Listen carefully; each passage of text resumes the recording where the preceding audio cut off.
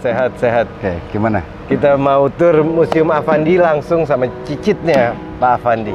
Ya. Ya, Let's go. ya. Oke, selamat datang Bill. Thank you. Sekarang kita di Museum Affandi di galeri pertama.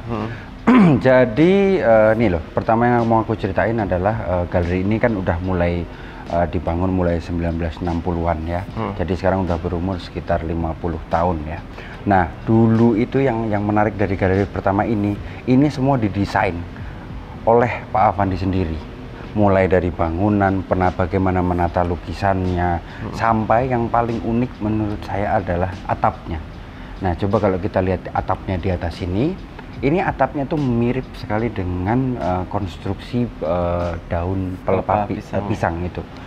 Mungkin ceritanya udah banyak yang tahu ya, bahwa dulu Pak Affandi itu kena cacar waktu kecil, dan si daun pisang ini yang dulu kan, zaman dulu kan mungkin obat-obatan untuk cacar itu kan mulai belum banyak ya. Jadi ya cuma ditutup aja pakai daun pisang. Jadi ya buat Pak Affandi arti yang mendalam tentang daun pisang ini adalah sama aja menyelamatkan hidupnya lah. Jadi memberikan kesempatan yang baru untuk Pak Affandi gitu. Jadi itu diingatkan dengan spektakuler karya ini. Betul. Jadi ya bisa kita bilang juga galeri satu ini itu juga karya dari Pak Affandi. Mulai dari desain, bagaimana cara menata, Pak Affandi inginnya seperti apa, sampai ke atap-atap hingga detail-detail atap pun juga itu Pak Affandi sendiri yang pengen, yang mendesain semua. Termasuk yang kecil-kecil ini tuh juga itu karya Pak Cokot, almarhum Pak Cokot gitu. Yang ini ya, yang kotak ini, yang kayu kotak ini, itu Pak Cokot yang bikin. Jadi emang seniman ketemu seniman. Iya, dan itu memang hubungannya baik antara Pak Affandi dan Pak Cokot, almarhum Pak Cokot. Dan lightingnya pun juga aku ngelihat dipikirkan sama Pak Affandi. Iya, betul. Termasuk dulunya, karena kan kita mengalami perubahan cuaca ya. Nah, dulunya ini tuh tidak lampu. Dulunya ini tuh kaca. Yang putih ini ya? Yang putih ini semua kaca. Oke.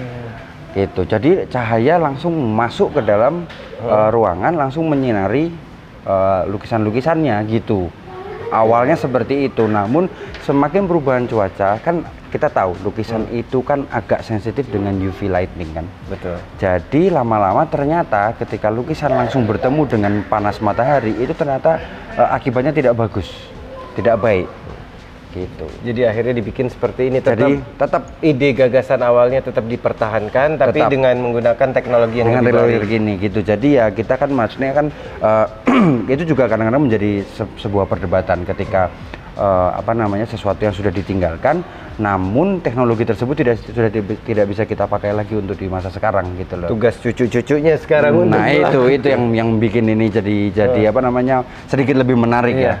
Nah itu sih. Jadi untuk secara gedung seperti itu. Nah sekarang by the way, kalau gimana?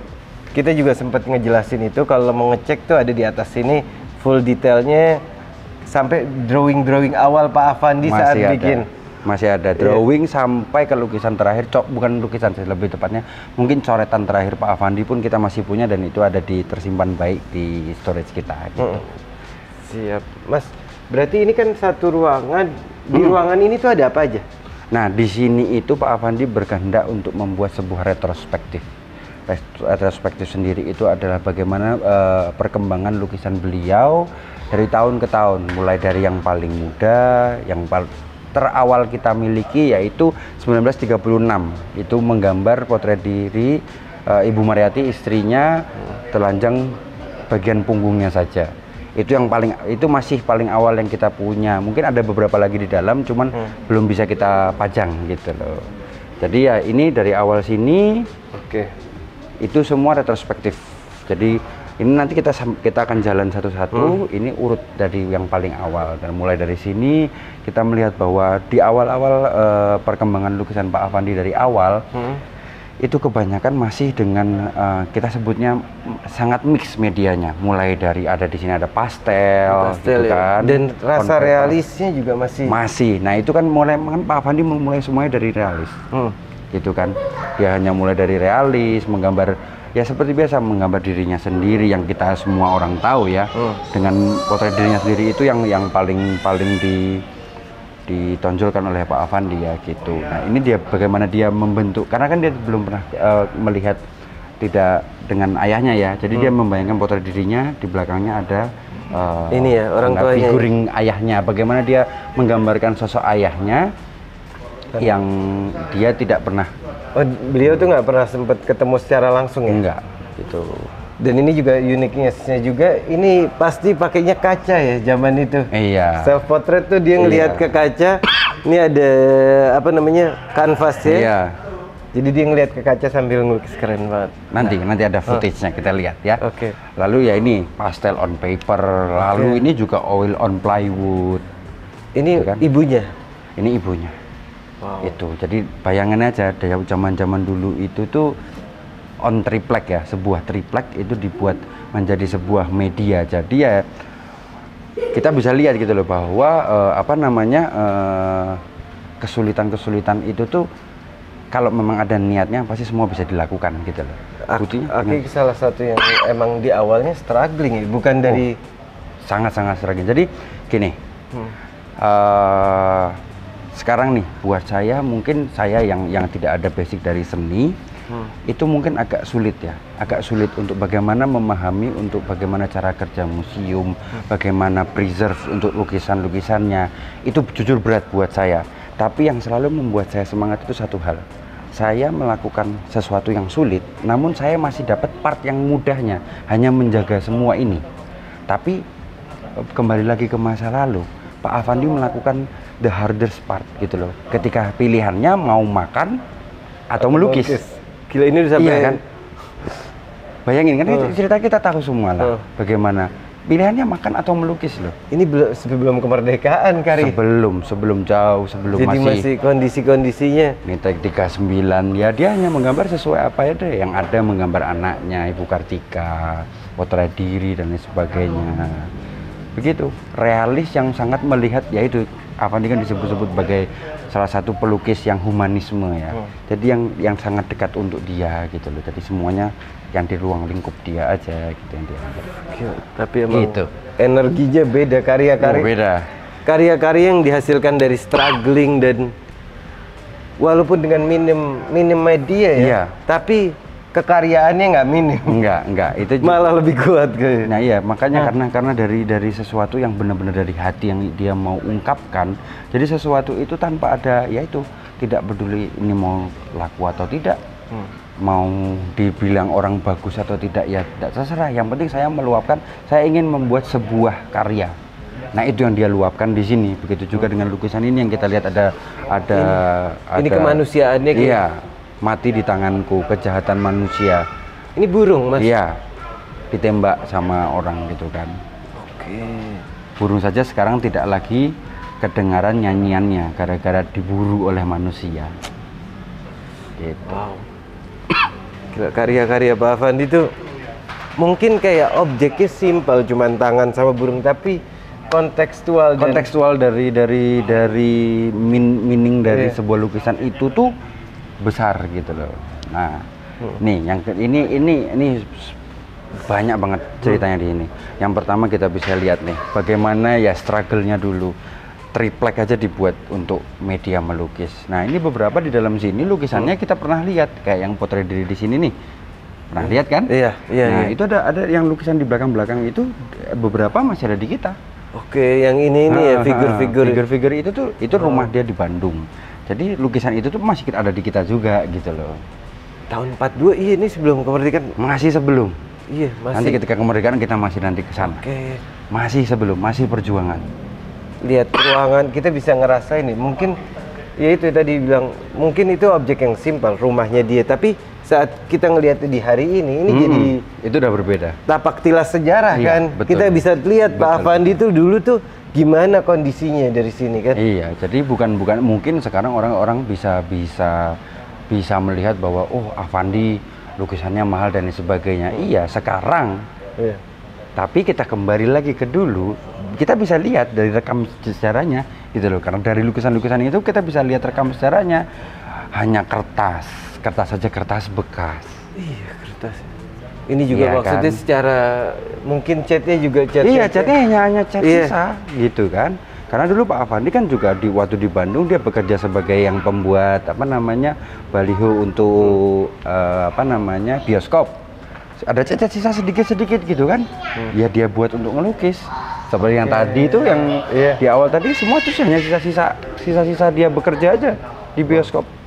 Luar biasa. Oh, jadi awal-awal tuh emang sisa-sisa dari bioskop gitu. Betul. Gitu ya, seperti ini juga. Ini sudah mulai di Bali. Karena model yang ada di dalam sini anak kecil ini adalah teman bermain Ibu Kartika. Oke. Teman bermainnya Ibu Kartika. Wow. Gitu. Tapi lihat dong. Salah satu yang kita bisa ngelihat juga ya, yang aku perhatiin. Orang banyak yang nggak sadar seberapa kuat Pak Afandi dalam painting dan drawing, karena orang banyak ngelihat sekarang adalah gaya-gaya ekspresifnya dia yang dengan tangan. Tapi sebenarnya ini adalah fondasi dasar gimana Pak Afandi bisa melukis seperti yang ntar kita lihat. Beliau tuh secara anatomi, lo lihat dong gimana dia bikin gesper dengan cuman beberapa goresan tapi bisa gila sih. Iya. Itu kan juga kalau dilihat dari yang ini ya, paling gampang apa bukan selain anatomi juga kita bisa melihat bagaimana Pak Afandi menempatkan sebuah apa namanya perspektif, bagaimana gelap terangnya, cahayanya dari mana, bagian mana yang gelap, bagian mana yang harus terang, dan dari sini juga kita bisa belajar banyak gitu loh. Sampai konturnya kalau lihat, ya itu gimana? Itu kan kalau nggak ada basicnya juga belajar ya, Pak Afandi belajar autodidak ya. Jadi ya dia selalu belajar dengan trial and error gitu. Ini, nah ini juga potong ya Mas? Apa ini gimana? bukan potong, ini dua kanvas, dua paper ya? Iya, dua kertas yang berbeda dijadikan satu oleh Pak Afandi karena dia mau menggambar sesuatu yang besar. Ya ini. Nggak di zaman itu mungkin nggak ada belum kertas. Ya itu loh yang saya selalu sebutkan bahwa Pak Afandi melakukan part yang paling susahnya ketika yaitu pilih makan atau berkarya kan gitu. Salah satunya ini ya, bagaimana dia tetap harus bisa dalam tanda kutip memberi makan keluarganya, tapi dia tetap melakukan sebuah kesenangannya gitu loh. Nah ini yang dia bisa lakukan gitu loh. Ini berharga banget sih. Nah ini sudah mulai mendekati kemerdekaan. Nih, ini 13 lembar kertas. Aku baru mau ngomong, lihat dia ada garis-garis. Oh ini 13 lembar.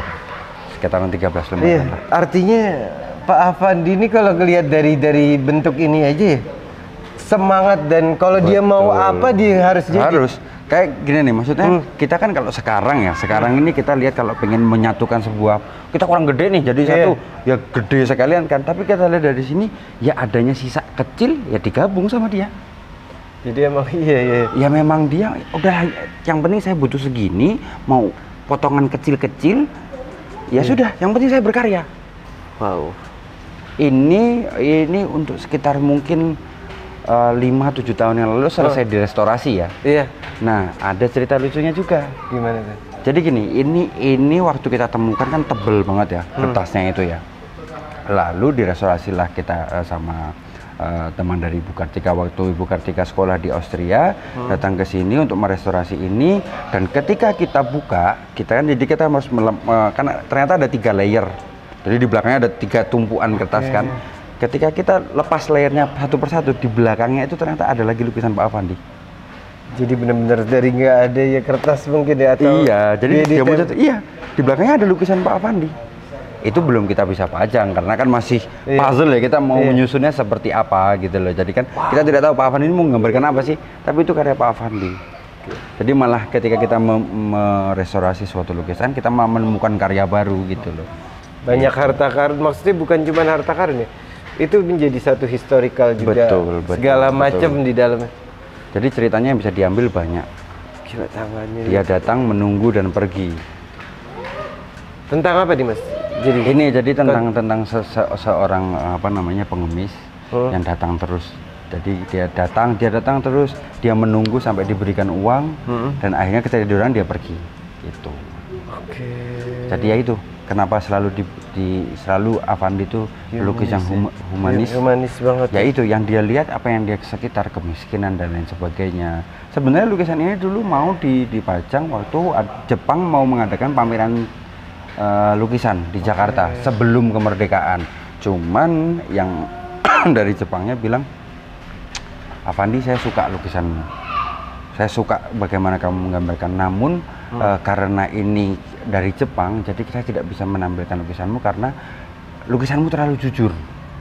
Tidak mungkin dong zaman Jepang kita melihatkan kemiskinan kan gitu kan. Nah makanya jadi yang ini nggak ikut. Dan juga emosional, gimana beliau bisa mengcapture the emotional of, kalau lihat mukanya tuh. Iya, bagaimana dia sebelum datang, waktu datang kan mukanya mungkin masih lihat masih agak tegap. Ini udah mulai nelongso. Ini udah sedih banget kan. Kok cuma dapet segini kan gitu kan. Dan itu sih. Beliau juga maksudnya kalau dipikir ya, beliau tahu cara lighting bukan cuma jadi secara visual tapi jadi kontekstual juga deh. Betul. Itu kan basicnya dari tadi kita lihat waktu yang anak telanjang tadi itu kan, ya itu basicnya dari situ dulu. Jadi semua itu harus kayak satu harmoni yang jadi satu gitu, sebuah lukisan gitu. Wow. Nah ini sebelumnya aku mau minta maaf dulu untuk kali ini trip untuk lukisan ini Mata-Mata Musuh yang bisa kita lihat hanya reproduksinya. Kenapa Mas? Karena yang asli sedang dipinjam ke Belanda.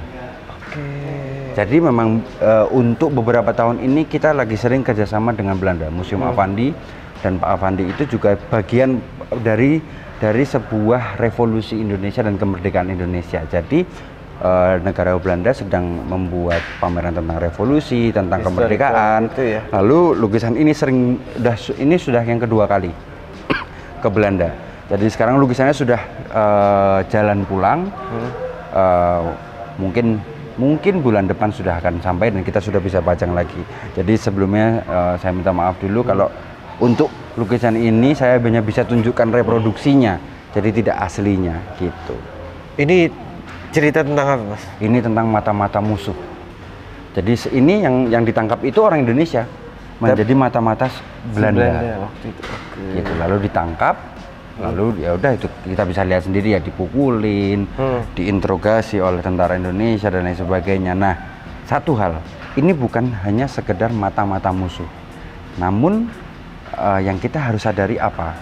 Bahwa pada zaman itu untuk makan aja, untuk hidup, untuk bertahan hidup, dia harus mengkhianati negaranya. Itu yang harus dilihat. Jadi bukan yang kita lihat bukan cuma tentara Indonesia menangkap mata-mata musuh, bukan. Karena juga di sini kita harus lihat dari sisi mata-matanya aja. Emang apakah dia maksudnya 100% willing untuk mengkhianati Indonesia? Belum tentu juga. Karena ya itu pada akhirnya semua itu kan dia butuh hidup. Makanya kalau ini ya dilihat dari konteks apa? Iya. Dia ngeframe Pak Affandi ngeframingnya. Main objeknya malah bukan jadi makanya itu bukan tentaranya yang berkumpul terus ada mata-mata yang ditangkap, bukan, tapi mata-mata itu sendiri. Jadi cerita dari mata-mata itu sendiri pun itu masih bisa dikulik, yaitu bahwa ya bukan semata-mata dia tuh mau tapi dia mau makan, dia mau hidup gitu, dia butuh uang gitu. Itu Bill. Wow, luar biasa. Oke. Lalu kita ke selanjutnya, Bill. Jadi ini lukisan salah satu lukisan yang juga bermakna buat Pak Affandi ya. Maksudnya terlepas dari memang yang terdekat itu adalah Ibu Mariati dan Ibu Kartika. Kita lihat di sini itu apa ya? Yang mungkin jarang ada lukisan di dalam lukisan. Itu satu, bener nggak? Iya. Jarang, yang proper, kan? Yang artinya. Iya. Maksudnya dia lukisan dia digambar lagi di lukisan dia, di lukisan dia. Wow. Gitu. Jadi beberapa dari ini, contohnya yang ini masih milik kita ada di sini. Ada yang topeng dan di atas yang di bawah itu masih koleksi kita gitu.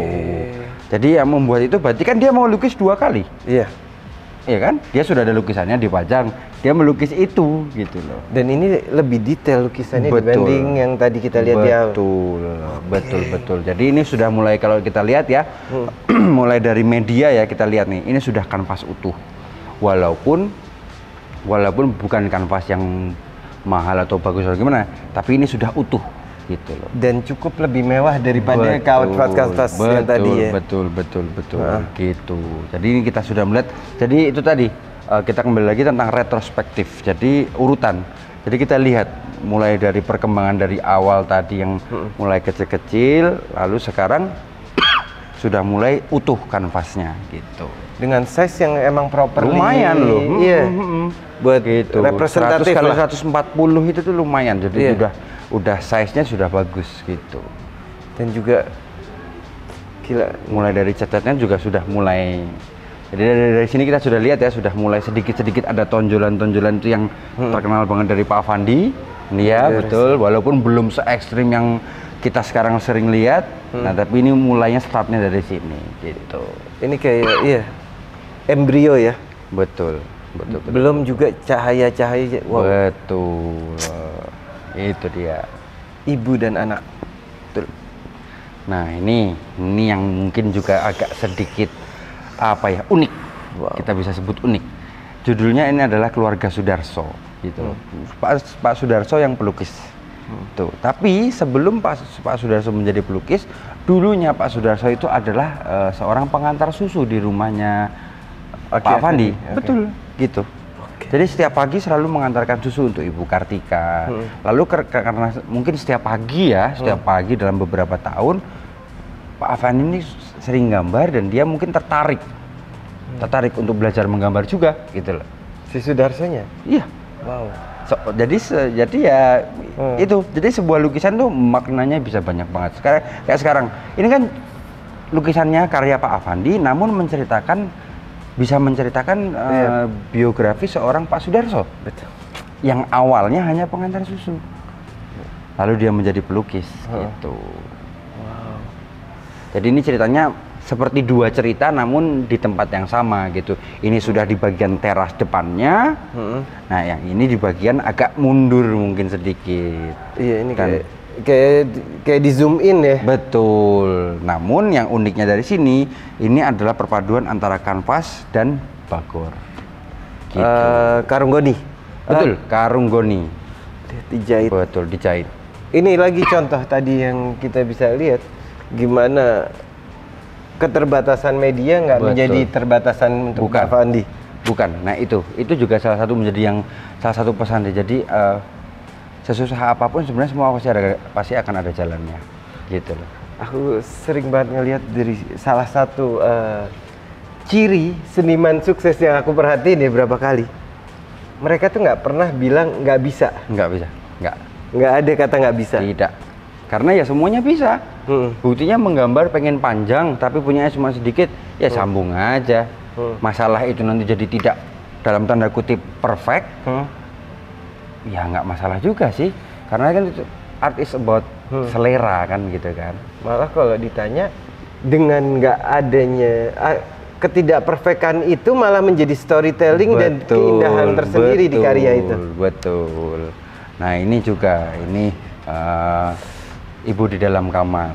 Ini ceritanya tahun 49, Will. Sebelum Pak Afandi, Bu Mariati dan Ibu Kartika berangkat ke India. Oke. Mau pamit ceritanya, tapi ibunya seakan ya serahlah, jadi kayak marah gitu. Makanya jadi di sini yang digambarkan adalah ketika ibunya berjalan menjauhi Pak Afandi gitu loh, masuk ke dalam kamar gitu. Kesedihan ya. Kayak sebuah kesedihan. Kayak iya. Ya dia sedih, nanti takutnya nggak pulang atau takutnya ada apa-apa di jalan. Ini namanya seorang ibu ya. Itu kan rasa seorang ibu ya, kita tidak bisa pungkiri dan kita nggak bisa salah, salah. Dan juga kalau ngomongin konteks di tahun itu buat komunikasi aja kalau dalam surat. Lah orang mungkin ngirim surat dari Jogja ke Jakarta aja bisa berapa minggu sebuah surat. Iya kalau nyampe, kalau enggak kan udah beda ceritanya kan gitu kan. Apalagi di India. Gitu. Wow. Ini apa? Jadi di sela-sela ini semua itu ada momen di mana Pak Afandi ketemu seorang tentara Inggris yang orang India begitu. Jadi dia menawari Pak Afandi untuk beasiswa di India. Begitu. Akhirnya Pak Afandi Berangkat ke India. Sebelumnya ini pamitnya. Iya, ini pamitnya. Gitu. Begitu. Sedih sih. Maksudnya gini. Tapi kalau kita lihat ya bilang, jadi kesedihannya tuh kayak lengkap gitu. Maksudnya sebuah bagaimana dia balik badan, menjauhi, itu digambarkan kayak kalau gitu kan detailnya lagi. Iya. Mulutnya kan merengut gitu kan. Jadi kesedihannya tuh tampak gitu loh. Kayak bener-bener kalau dari ngomong teknikal tuh kayak sampai backgroundnya kayak Pak Afandi mau nunjukin seberapa sedihnya gitu. Sampai dikasih hijau di belakangnya kan. Jadi kayak penekanan. Betul. Tapi ya itu artinya seniman itu yang aku tangkap ya. Gimana perjuangan seorang seniman buat mereka berkontribut, maksudnya mau pergi ke India, artinya mengglobalkan kesenian tuh melewati ini ujiannya banyak. Iya. Ini one off loh, maksudnya kalau kita lihat dari sini berarti ibunya kan sudah ada usia ya, sudah lanjut usia. Nah, bagaimana dia meninggalkan ibunya demi ya salah satunya mengejar mimpi dan mengembangkan salah satu seni lukis di Indonesia keluar gitu loh. Wow. Oke, luar lanjut biasa sih. Ke sini yang mungkin juga terkenal oleh dari Afandi ya. Ini adalah pelukis dan anaknya Ibu Kartika yang sudah dilamar oleh Pak Sabto Hudoyo. Gitu. Kalau tadi masih di dalam. Betul. Jadi ini pas pertunangan gitu ceritanya. Wow. Gitu. Menggambarkan. Jadi itu dia gunanya. Jadi retrospektif sendiri itu tuh artinya banyak sekali. Mungkin dari awal jadi tahu perkembangan Pak Afandi mulai dari alat dan bahan. Kita bisa tahu tadi ya. Awal-awal mungkin hanya kertas dan sampai sekarang nih sampai detik ini kita sudah lihat kanvas yang full size. Lalu habis itu kita yang lucunya lagi kita bisa lihat perkembangan Ibu Kartika. Dari kecil tadi. Iya. Ibu dan anak. Ibu yang kecil waktu kecil, waktu sedang remaja, sekarang sudah dilamar. Gitu. Jadi ya Mbak, jadi retrospektif sendiri itu ada maknanya masing-masing. Kita mau melihat dari sisi apa, ya banyak hal yang bisa dielaborasi dari itu. Gitu. Cirinya Pak Afandi udah mulai keluar ya? Sudah, ini jadi ya itu dari tadi mulai dari Pak Darso, mulai dari yang awal tadi sampai sekarang ini kita sudah melihat cikal bakal Pak Afandi yang sekarang ini kita sering lihat, yaitu yang langsung dari tube. Iya. Gitu. Ini udah mulai tebel-tebelnya tapi walaupun nggak setebel sekarang yang kita lihat baru-baru itu, namun ini sudah mulai gitu. Mataharinya udah datang. Betul, gitu. Dan ini jangan lupa ditulis pelukis dan anaknya. Oh tetap ya? Tetap tahun 50. Wow. Gitu. Ada celengnya juga. Kayaknya sih ya itu, karena itu gambarnya kan di India. Oke.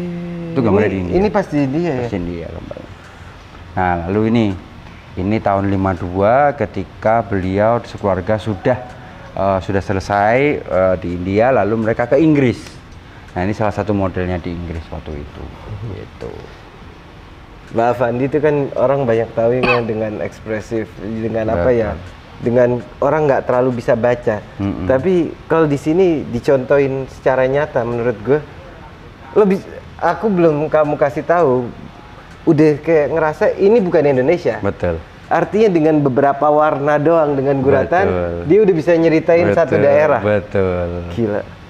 Ya kan karena kayak mungkin hijaunya itu baju-baju di Indonesia kan mungkin nggak gitu ya. Kita udah melihat gitu. Iya, bisa melihat. Betul. Gitu. Dan tercapture itu ya Pak Afandi tuh dalam mengcapture sesuatu tuh. Sebenarnya di antara ini tuh ada satu lukisan, cuman kita juga sekali lagi mohon maaf karena kalau yang satu ini itu tuh kita sedang restorasi karena ada sedikit yang kita harus mulai furnish ulang, kita harus ada mungkin sedikit kotoran kita harus bersihkan. Itu yang mungkin kita semua tahu adalah Avandi dan cucu pertama. Itu ketika Ibu Kartika punya anak pertama, yaitu Ibu Helvi, lahir di London. Itu berdua telanjang bulat. Jadi di situ itu ceritanya mungkin nanti kita bisa liatin footage-nya foto ya. Di situ menceritakan bahwa bagaimana Pak Avandi itu tuh takut kehilangan cucu pertamanya. Nah, yang lucu lagi, Bu Kartika nanya, agak nyeleneh memang. Lah, bagaimana Papi menggambarkan sebuah kematian? Ayo, nggak mungkin kan digambarin ada pakai dakjal yang begitu-begitu kan nggak mungkin kan. Nah, lalu dijelaskan oleh Pak Avandi begini. Coba kamu perhatiin, di situ kan ada burung gagak. Nah, ingat nggak waktu kita di India, di jalan-jalan itu ada mayat-mayat di jalan dikerubungin sama burung gagak. Nah, Pak Avandi melambangkan sebuah kematian itu dengan burung gagak. Jadi dia takut kehilangan cucu pertama itu gitu loh. Apa ini juga cara Pak Avandi untuk takut kehilangan si Kartika karena dikawinin? Tapi konteksnya beda ya, bukan tapi lebih ya anakku gitu loh, mau wah anakku ternyata sudah akan bersama suaminya gitu. Kan mungkin pasti puitis kan Pak? Pasti namanya seniman kan kita tahu sendiri, kadang-kadang kan kita gambarnya apa ternyata artinya apa kan begini. Soalnya tadi tuh gue kayak ngeliat ada celeng sama ada kayak gagak. Kalau gue ngeliat tiba-tiba you ngomong gitu kayak apa jangan-jangan ke anak di lamar orang pasti kan ada rasa. Betul. Nah itu nanti ya itu mulai dari cerita itu ya di situ kita bisa lihat terus habis itu Mami juga nanya lagi, loh kenapa sih Papi gambarnya harus telanjang? Ya nanti kan enggak sinkron, maksudnya bayinya telanjang, saya juga harus telanjang biar kita sama gitu loh. Jadi nanti kita liatin footage-nya ya. Itu jadi itu sebuah cerita unik yang mohon maaf kita nggak bisa tampilin sekarang ini, tapi nanti kita coba adain footage-nya supaya juga orang tahu, karena itu banyak orang yang tanya-tanya itu. Penasaran ya? Kan udah pernah kesini, mungkin udah kesini orangnya. Loh lukisan yang itu kok mana? Nggak ada, karena kan lukisan dengan cucu pertama. Wah itu sedang kita, soalnya prosesnya kan kadang-kadang yang perlu diketahui juga restorasi itu bukan 1-2 hari ya, kadang itu tergantung kerumitannya gitu. Apalagi namanya karya-karya yang emang sangat punya nilai historikal yang tinggi kan. Gitu. Ini apa? Nah ini kemarahan ibu gitu. Dia juga sama aja ini juga minta izin tapi dia marah, dan dia menggambarkan sosok yang apa ya, kalau orang bahasa Jawa bilangnya melengos. Jadi kayak langsung terserahlah pergi gitu lah. Nah ini yang jadi dia lihat gitu. Ini apa ya, kalau sekarang tuh kayak ilustrasi gitu loh. Tapi dia gambar itu disatuin. Pak Avandi tuh ngambil objek bukan cuman yang indah-indah. Bukan. Tapi emang yang bener kata Jepang tadi lo bilang. Iya. Terlalu jujur banget. Karena basicnya harus kejujuran. Tapi yang gue temuin bedanya lukisan itu sama ini ya. Pak Avandi di sini nunjukin bahwa dia juga sebenarnya berat kayak. Iya. Kalau di sana kan nggak nunjukin tuh karena ya kita. Tapi di sini kita bisa lihat dari mukanya, minta izin, mau minta tangan, mau pamit, tapi ya ibunya cuma melengos saja. Kayak ya Allah. Maksudnya iya dengan beberapa goresan tapi emosional. Jangan garu-garu kepala bilang. Itu sih kalau karya-karya yang benar-benar punya power dan meaning tuh kadang benar-benar kayak nyampainya ke jiwa. Betul. Ya itu kadang-kadang itu ya objek itu kadang-kadang tidak bisa dicari. Kadang yang kita lihat di depan mata bisa jadi objek karena artinya lain. Artinya punya yang mendalam dari sisi seniman itu sendiri gitu loh bilang. Big decision. Betul. Tapi alhamdulillah dengan Pak Avandi juga ke India, sedikit short story-nya, artinya sampai sana beliau dapat apa ya? Artinya dapat penghormatan yang sangat luar biasa dari negara India juga. India, Inggris gitu juga. Sampai pameran-pameran utamanya awal di sana ya. Betul. Ini kemana? Arahnya? Oke, jadi gini, ini kan retrospektif nih. Nah, ini kan dari yang di bawah ini kita melihat urutan dan retrospektif Affandi dari berbagai macam sisi ya. Maksudnya dari alat, bahan dan lain sebagainya seperti yang tadi saya ceritakan. Lalu juga dari berbagai macam apa namanya objek, mulai dari pemandangan, figuring dan lingkungan-lingkungan terdekat. Nah, yang di atas ini itu kita bisa lihat retrospektif Affandi, semua itu potret diri. Dari tahun 50 sampai tahun 89. Sampai dia menggambarkan dirinya sebagai embrio, kembali lagi bagaimana. Jadi embrio lagi ya. Ini apa kita lihat dulu? Boleh kita lihat, kita jalan, kita coba lihat-lihat ya. Oke. Jadi gitu kita lihat lagi dari atas. Nah, ini full semua ini potret diri, Bel. Kamu bisa mau lihat bukan Pak Affandi yang umur berapa? Mulai dari 50 berarti Pak Affandi sekitar umur berapa ya? Tekan 1907 berarti 43 tahun. Oke, itu awal di India tuh. 43 tahun ya? Iya, itu umur 43 tahun. Itu di India. Jadi kita bisa lihat face-nya seperti apa ya. Jadi ya bisa dikatakan ya sebelum ada selfie ya Pak Affandi udah selfie duluan. Oke.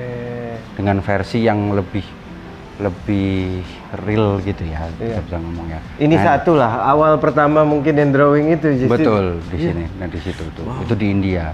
Dan seperti biasanya ada gagaknya juga kan.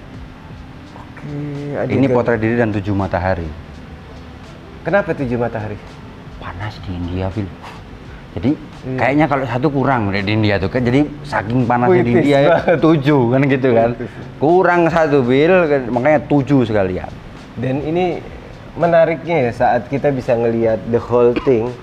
Ini satu kita bisa ngelihat secara figuratifnya Pak Affandi umurnya seberapa. Betul. Tapi juga kekuatan goresan. Betul. Tiap tahunnya ada perubahan apa.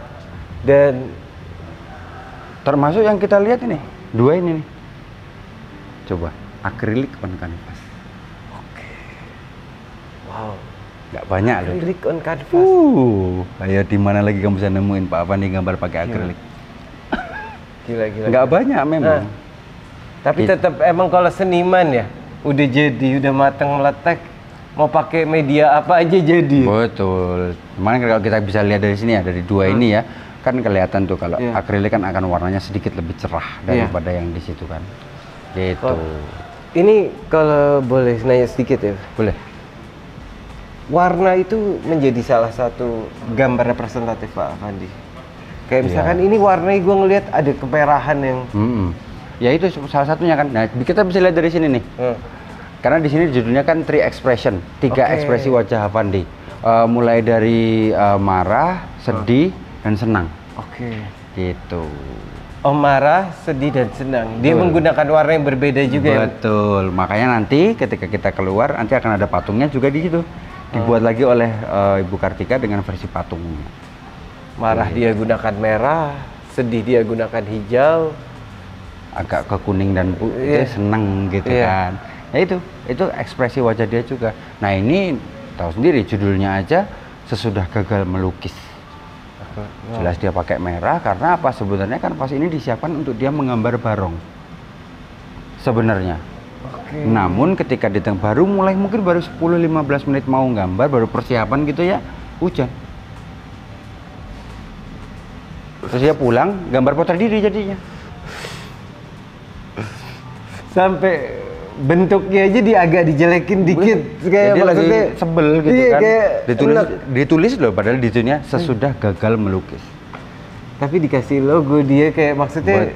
Di satu sisi gue proud of dia bangga dengan lukisan ini gitu loh. Maksudnya ternyata ada mungkin versi lain yang dia tidak mengerti dari mukanya beliau gitu loh.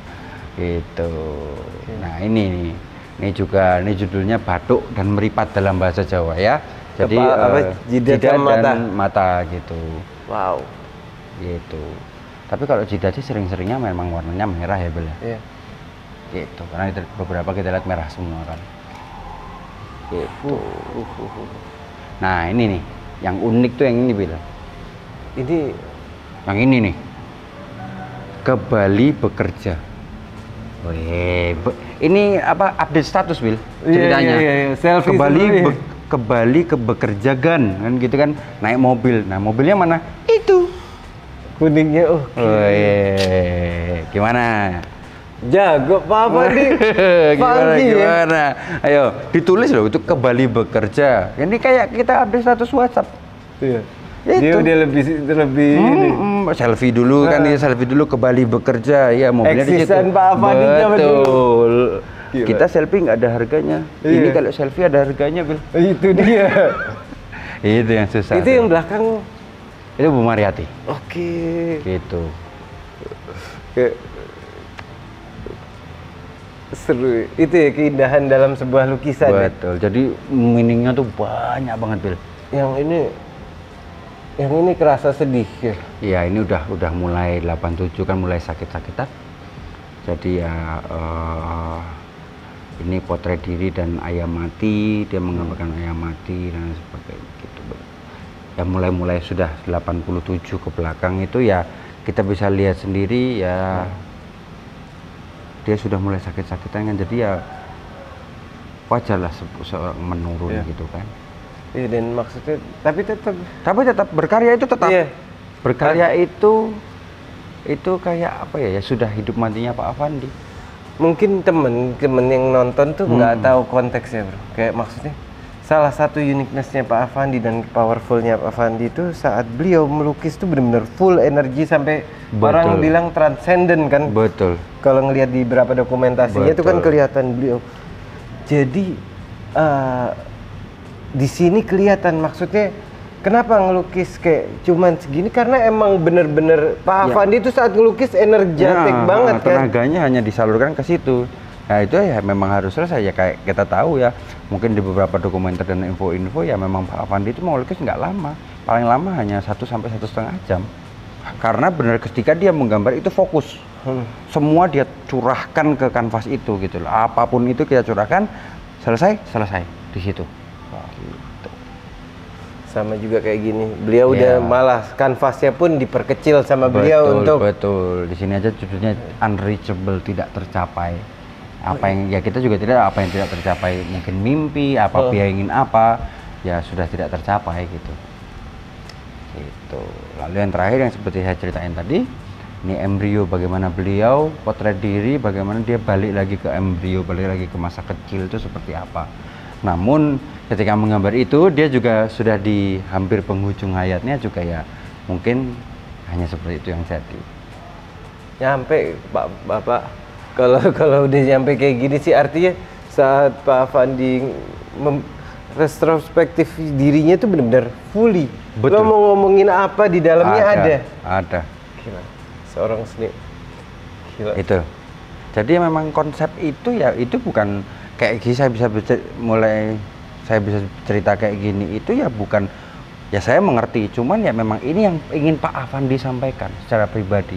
Ini loh, bagaimana saya dari awal sampai saya terakhir kali, bagaimana mulai struggle-nya saya dari awal sampai saya memiliki ini, punya ini, sampai semuanya. Saya bisa bilang punya ini apa? Ya itu contohnya, dia punya mobil aja dia bisa pamer di dalam sebuah lukisan, Bil. Luar biasa. Jadi dia benar-benar mencurahkan semuanya. Iya. Jadi bukan dia nggak peduli itu. Dia tidak peduli mau ada yang suka apa enggak, bagus atau enggak. Yang penting saya hanya mencurahkan apa yang saya ingin curahkan. Gitu loh. Dia punya mobil baru ya punya. Itu kan itu yang gitu, bilang. Bisa ngelihat juga bahwa dari mau senang mau susah dia tetap terus berkarya. Betul. Mau bagus atau tidak, laku apa enggak, ya mau sudah. Gagal mau sukses tetap berkarya juga. Tetap itu. Oke, berarti kita kesini sekarang ya, Mas? Betul. Ya, sekarang kita ke nih mobil nih, Bel. Tadi kan udah berceritain tuh masalah yang ceritaan itu. Nah ini nih salah satu mobil, nggak terakhir sih sebenarnya, masih ada satu lagi, cuman ini mungkin yang paling bisa dibilang paling antik dari Pak Afandi karena semuanya ini Pak Afandi yang desain. Oke, jadi dia ada desainnya Pak Afandi? Ada. Jadi pengen bentuknya gini, agak maju gini kan nggak mungkin. Mobil original seperti ini kan. Jadi nggak mungkin. Jadi ini didesain dan lain sebagainya, minta dicat ulang dan sebagainya. Ini desain Pak Afandi yang mau. Even warna-warnanya juga pilihan. Termasuk warna-warnanya gitu. Makanya dari perwakilan dari sini juga warna-warna yang di sini juga terwakilkan di museum, Bil. Warna hijaunya, merahnya pula, kuningnya pula. Itu gitu, Bil. Ini semua masih original, Bil. Gila, ini sih. Semua masih original. Oh. Masih original semua. Dan ini bisa nunjukin, wow. Semua masih tersimpan rapih. Gila. Ya kalau kita mau hidupin sih pasti bisa ya, Bil. Iya. Cuman ada seluruhnya masih original, kita preserve seperti apa adanya. Termasuk dalam joknya, semua itu masih original. Dan ini mobil kayak nunjukin gaya dan karakter betul, Bapak kan? Betul. Seharusnya ada yang kurang nih. Kita baru mau cari siapa yang bisa bikinin untuk roof rack-nya. Karena kan dulu kan kalau kita lihat di gambar itu, atasnya ada roof rack tuh biasa buat naruh-naruh lukisan. Harusnya ada. Kita masih cari lagi. Mana yang biar nggak rusak kalau gigit di sampingnya itu loh. Gitu. Siapa tahu yang nonton video tiba-tiba ada. Iya, ada yang mau modif mobil kan, siapa tahu terinspirasi dari sini boleh. Ada juga dulu dari Jepang langsung datang ke sini dari Mitsubishi ada. Mereka mau ambil ini untuk dipajang di museum mereka di Jepang. Tapi kita nggak kasih karena ya ini kan personal ya juga buat kami para keluarga, ini personal. Jadinya kita mau ditukar apapun kita juga nggak mau, kita tetap pengen mobilnya aja di sini gitu. Gitu. Karena udah bukan masalah price kalau ini udah ini udah masalah pride-nya juga sebagai kita keturunan, bagaimana kita preserve semua barang-barang Pak Afandi, lukisan, mobil, barang-barang pribadi sampai ke museumnya pun kita preserve seperti apa adanya gitu. Ada sentimental value di dalamnya. Betul. Itu, Bil. Ini yang dibawa ke Bali berarti ya? Iya dong. Itu ke Bali bekerja. Gila. Gitu. Cakep banget sih. Nah, kalau ini tuh apa, Mas? Ini lebih ke maksudnya banyak, jadi banyak motif-motif yang mungkin memang sering, nggak sering juga sih, cuman maksudnya motif-motif unik dari Pak Afandi. Contohnya ini kita lihat nih, kan Parangtritis, pantai Parangtritis, tapi malam hari. Bayangin aja, ngelukisnya pasti kan malam-malam. Gimana susahnya, gimana dia mengambil momen ombak itu tersendiri. Itu susah loh, Bil. Majestic ya. Betul. Jadi kesan mistisnya untuk pantai selatan tuh ada gitu loh. Jadi makanya dibuatnya malam dan bagaimana besar bulannya itu tuh kelihatan banget tuh. Jadi bener-bener wah gitu kan, gitu. Ini juga mungkin buat temen-temen ya, yang nganggep kalau ada yang maksudnya yang masih baru pertama kali ngeliat apa-apa, dipikir, oh ini mah cuman oret-oretan yang orang semua bisa bikin. Lo harus ngeliat gimana Pak Afandi itu membuat sebuah karya yang terkesan cepat, tapi bener-bener bisa ngerasain deru ombaknya, bagaimana gitu sih. Lebih tepatnya itu, karena kan ya itu, perspektif itu ada gitu loh. Mataharinya warna percampuran antara kuning dan hijau, begitu pula pantulan sinar bulannya pun terrefleksi di ombak-ombak itu sendiri gitu. Jadi makanya ombaknya pun diwakilkan oleh warna kuning dan hijau begitu. Full moon gitu. Wow. Ini sudah tahun lama ini 84. Lalu ini juga nih, ini padi rebah. Ini kan bagaimana? Mungkin kalau orang-orang mungkin yang lagi nonton ya, mungkin nggak kelihatan ini apa kan? Kalau nggak ngelihat judulnya gitu loh. Karena memang itu sebenarnya mungkin lukisan Pak Afandi itu kadang agak susah dipahami. Cuma ketika kita mulai mendalami, melihatnya secara pelan-pelan, membutuhkan waktu, nanti akan terlihat maksudnya apa gitu. Makanya butuhnya museum tuh untuk hal itu. Saat ada museum seperti ini, kita ngelihat begitu banyak karya yang bisa ngerepresent, akhirnya kita bisa ngelihat lebih. Cuman gue ngelihat di sini juga uniqueness-nya juga tebel-tebelnya udah bener-bener bener. udah matang ya. Mulai dari sini Iya. kan sampai ke sini. Nah ini udah maksudnya sudah dalam tanda kutip Pak Afandi yang sudah jadi. Maksudnya Masa prime sudah mungkin. masa prime mungkin gitu. Bisa dibilangnya gitulah. Start dari 60-an sampai ke 80 itu masih prime-nya Pak Afandi gitu. Itu. Lalu ya ini apalagi ini gitu kan. Salah satu ikonnya Bali, tari kecak gitu. Juga apa namanya dilukiskan oleh Pak Afandi. Dan setiap lukisan yang bertemakan adat ataupun sesuatu yang sakral, Pak Afandi tidak hanya sekedar menggambar barong, menggambar tari kecak, menggambar sesuatu yang sakral itu Pak Afandi pasti mengikuti upacara adatnya dulu. Gitu, misalnya harus izin kemana dan lain sebagainya, harus ada sesuatu yang harus puasa atau mana, itu diikuti sama Pak Afandi supaya feel-nya dapat. Jadi Pak Afandi salah satu dari peserta itu gitu loh, walaupun dia tujuannya ingin melukis, cuman supaya feel-nya dapat. Dia masuk gitu. Masuk ke dalam itu. Jadi persiapan untuk tari kecak itu harus apa misalnya. Pak Afandi ikut supaya feel-nya sebagai penari kita melihatnya tuh apa yang harus inti dari tari kecak itu apa gitu kan. Jadi biar masuk ke dalam situ gitu loh. Dan ini benar-benar dramatis banget sih. Dan ini benar-benar dramatis nih kalau dilihat gitu loh. Dan apalagi mungkin untuk menggambar sesuatu yang gelap itu kan tidak mudah. Ya. Iya. Itu lebih, dirimu kan juga pelukis ya, membuat sesuatu di dalam sesuatu yang gelap itu permainan warnanya tuh harus kena, kalau enggak kelihatan apa yang dimaksud. Dan juga kalau ngelihat ya bedanya seniman yang top yang menurut gue ya, hanya beberapa goresan. Lihat, spesial ini lihat tangannya, dia cuma beberapa goresan ngambil bias dari lighting, tapi udah langsung kerasa tangannya. Apalagi yang lainnya. Itu juga, nah itu juga gunanya kadang museum itu yang sering dilupakan itu juga bagaimana penempatan lighting dan lain sebagainya. Makanya kita centeringnya tetap ke tengah ini supaya sebenarnya kan ya itu semua tari kecak itu kan akan mengumpulkan di satu center gitu kan. Nah centernya ini yang kita akan posisikan, yang lain akan mengikuti gitu. Ya itu sih. Nah ini juga beda lagi nih. Wah kalau yang ini ya gimana ya? Memang kayaknya Pak Afandi juga my trip my adventure kayaknya. Jadi ya sering jalan-jalan, termasuk ini di Paris gitu kan. Ini salah satu tempat terkenalnya di Paris, Place de Tertre gitu. Di sini udah terlihat banget nih kalau sudah mulai langsung dari cupnya kan udah kelihatan banget nih dari mataharinya, bagaimana dia menggambarkan kehidupan di situ, gedung-gedungnya itu kan terlihat banget tuh. Gitu. Nah itu berasa sih.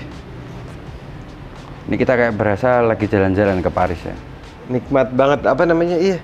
Dia bisa berapa, ini kayak gini nih, dia dikerjain biasanya langsung di tempat ya? Langsung di tempat. Gitu. Pemilihan warnanya juga ya. Loh, sampai tanda tangan aja harus dipilih tempatnya yang bagus. Lo bayangin tanda tangannya di mana? Bingung kan? Lo ngomong gitu langsung gue cari tanda tangannya. Mana? Mana tanda tangannya? Oh, iya. Biar kayak apa? Kayak pelang ya. Pelang kan? Jadi nggak mengganggu konstruksi dari lukisan tersebut gitu loh. Jadi kelihatannya ya udah cuma toko ini tapi tanda tangan gitu.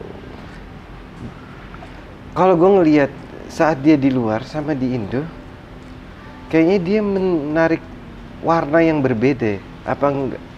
Karena gue ngelihat warna-warna di luar itu ada warna-warna yang uniqueness tersendiri. Iya, karena kan itu kan benar-benar dilihat kan, ya karena kan kalau di dalam kan akan warnanya kan seperti itu aja. Maksudnya kayak kita dalam ruangan atau gimana, warnanya kan ya itu. Tapi kan kadang gini, kalau dengan bercampur dengan matahari, kadang itu yang kita lihat merah, nggak mesti di mata orang itu juga merah. Kan gitu kan, apa yang kita lihat dan apa yang kita imajinasikan gitu kan, reflectionnya. Betul gitu. Kayak kadang Mami juga pernah, Bu Kartika juga pernah cerita sama saya, dulu itu gambar di salju. Bagaimana? Kanvas putih loh, gambar salju, tapi saljunya dikasih warna silver, ada keungu-unguannya, karena menurut mata Ibu Kartika yang dia lihat di situ pancaran sinarnya itu jadinya ungu. Wow. Itu yang dibutuhkan dalam apa ya? Sensitivitas dalam melihat. Betul. Jadi ya ketika kita melihat apa, ya apa yang mau kita ekspresikan, nah itu apa yang diekspresikan oleh Pak Afandi, gitu. Kalau ini beda lagi nih Mas. Wah, kalau ini ya, tadi dari fun nih kayaknya sesuatu yang agak-agak dramatis gitu ya. Gitu. Ini menceritakan bagaimana kejamnya manusia. Jadi ya setelah kita tahu lah, setelah apa namanya, adu ayam, yang kalah kakinya dipotong satu, ya dibuang aja gitu. Oke, ini habis sabung ayam ya berarti. Betul, adu ayam. Pak Afandi juga salah satu yang dikenal dengan lukisan sabung ayam ya, adu ayam. Betul. Sebenarnya dari konteks-konteks sabung ayam ini, apa yang mau diangkat? Ya sebenarnya itu kekejaman seorang manusia, gitu. Sebenarnya intinya kan itu. Kenapa after itu, kenapa harus dipotong kakinya, misalnya contohnya gitu. Kenapa? Kita kan juga nggak tahu, gitu kan. Mungkin Pak Afandi tahu, tapi kita juga tidak tahu kenapa harus dipotong. Kenapa enggak? Ya sudah kalah saja gitu loh. Kasarannya kayak kita nih tinju gitu kan. Kalah ya nggak mungkin kan yang kalah dipotong tangannya, ya training lagi. Kenapa nggak begitu juga? Itu mungkin lebih fair. Tapi kenapa harus seperti ini? Dan kebanyakan sih yang udah kalah dipotong kakinya ya dibuang gitu aja. Kan lebih jahat lagi. Jadi kayak benar-benar objek yang disia-siakan. Kayak cuman berarti ayam itu hanya sekedar objek, bukan sesuatu ya, maksudnya ya kayak adu banteng gitu misalnya. Kayak itu hiburan, it's okay gitu loh. Sabung ayam pun kalau itu memang udah menjadi adat istiadat dan menjadi hiburan, it's okay. Tapi kenapa harus ada seperti ininya gitu loh? Part ininya kan yang mungkin buat Pak Afandi jadi kenapa harus sekejam ini manusia gitu loh. Itu ya. Itu. Wow. Nah ini juga gimana coba? Ini kadang-kadang saya juga bingung ya menjelaskannya ya. Karena ini ladang cabai. Ladang cabai? Iya. Gitu. Ladang-ladang cabai merah gitu kan kelihatan nih panasnya gimana. Bagaimana Pak Afandi menggambarkan si panas ini juga nih loh. Gitu. Jadi yang ditangkap sama Bapak bukan lagi visualnya di sini, tapi kadang suasana pendukungnya itu juga digambarkan oleh Pak Afandi gitu. Matahari yang biasanya kita ngerasanya panas di sini dibikin lebih adem ya.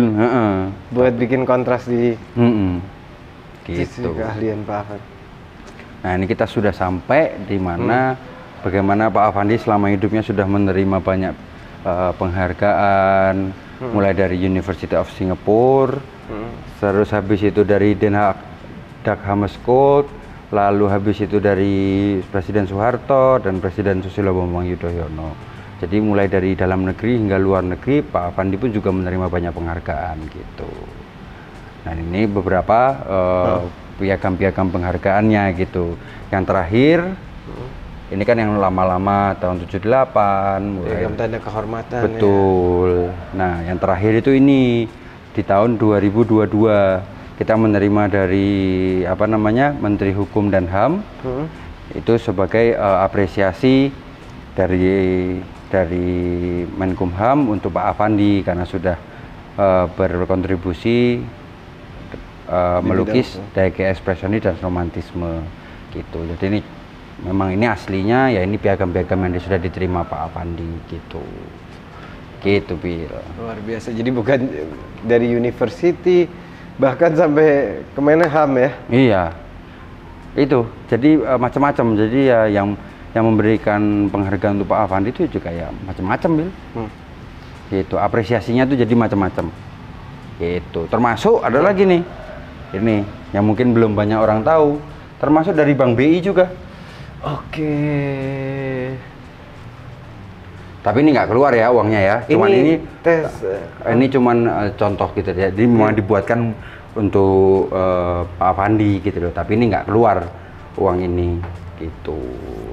Jadi tiap badan mungkin punya caranya sendiri-sendiri untuk mengapresiasi dalam bidang seni gitu. Udah selayaknya sih Bapak Afandi punya impact yang besar banget buat. Ini contoh-contoh foto-foto yang masih kita punya, yang masih kita preserve dengan baik. Ini Pak dengan seluruh seniman-seniman. Betul, seniman-seniman dengan Pak Soekarno. Gitu. Pak Afandi ya. Itu. Yang ini yang nomor 5. paling depan sendiri. Nomor 3 itu Bu Kartika. Oh iya, Ibu Kartika juga sih. Ya, nomor 4 itu Pak Sabto Hudoyo, suaminya Ibu Kartika. Lalu ini membuat mural di Hawaii. Ini yang sekarang salah satunya di depan ya? Betul, betul. Ada dibikin patung oleh Bu Kartika. Nah, jangan sedih juga. Ini tuh juga sebuah karya, Bil. Apa ini? Ini tuh bikinannya Pak Cokot juga. Wow. Tapi size-nya Ini kalau yang jati. tadi di atas itu kan kecil-kecil. Ini big size-nya. Nanti di loteng itu lebih besar lagi. Ini ada gunanya atau Ini buat nahanin. Oke. Jadi emang emang dibikin untuk Betul. menahan. Nah, lalu ini salah satu karya Pak Avandi juga yang mungkin selain tadi mata-mata musuh, dan ini juga masa perjuangan, yaitu poster Bung Ayo Bung. Pembuat posternya adalah Pak Avandi, yang mencetuskan kalimat Bung Ayo Bung itu adalah Pak Khairil Anwar. Gitu. Pak Dullah sebagai Figur modelnya di situ. ini sangat important banget karena di zaman kemerdekaan ini jadi salah satu yang ngebakar semangat para pejuang Indonesia. Jadi ini ditaruh di mana-mana gitu. Bung Ayo Bung, kayak ini kalau di luar negeri we want you kan ada. Iya, iya. Sebenarnya Indonesia punya, dan itu buatannya Pak Avandi, dan Betul. masih belum banyak yang tahu mungkin. Nah, ini sini sisa-sisa ini termasuk penghargaannya tadi. Lalu ini kita juga punya barang-barang personal Pak Avandi, termasuk kita tahu sendiri lah Pak Avandi kan memang merokok dan menggunakan cangklong ya. Ini yang kita masih punya. Ini tembakau terakhirnya. Ini koleksi cangklongnya gitu. Makanya lebih sering lihat. Iya dong. Di apa, naik mobil sambil cangklongan. Betul. Nah, ini baju yang biasa digunakan. Mungkin yang nonton sering lihat Pak Avandi pakai baju putih, celana putih untuk menggambar. Nah, ini baju dan celananya. Dan ini beberapa alat-alat yang memang masih tersisa. Gitu. Apa kalau gambar gini-gini ya? Habis gambar kan udah gini. Iya. Nggak mau mikir. Cuci tangannya nanti kalau udah benar-benar selesai gitu kan. Gitu. Oh, masih ada beberapa lagi ya berarti ini? Masih. Nah, untuk tembok ini kita bikin spesial. Karena di sini khusus potret-potret Ibu Mariati, istrinya. Kita khususkan. Jadi semua yang di sini itu Ibu Mariati. Nah, dulu awal-awal Pak Avandi sering masih belajar anatomi. Kadang kan pengen menggambar telanjang. Lalu meminta sama Ibu Mariati, mau nggak saya gambar telanjang? Bu Mariati, oh nggak apa-apa, tapi jangan kelihatan mukanya. Makanya selalu kalau lihat gambar telanjang Ibu Mariati, selalu dari belakang. Oke. Kalau dari depan nggak apa-apa, kelihatan mukanya gitu. Wow. Gitu, seperti ini juga. Gitu. Keren banget sih detail-detail. Nah, gitu sih. Ini semua sini sisanya. Jadi untuk di galeri 1 seperti itu, Bil. Jadi ini adalah pengalaman yang bisa kita tangkap di sini. Dan kalau kalian mau ngelihat galeri, kita masih ada 2 galeri lagi ya? Masih ada 2 galeri. Lo bisa, jangan lupa buat subscribe di sini juga, lihat juga, bakal kita taruh di sini di next videonya. Thank you so much buat teman-teman semua. Semoga ini video ada manfaatnya. Sampai ketemu next one. By the way, kalau ke ke Jogja, jangan lupa mampir ke Museum Avandi. Ditunggu kehadirannya.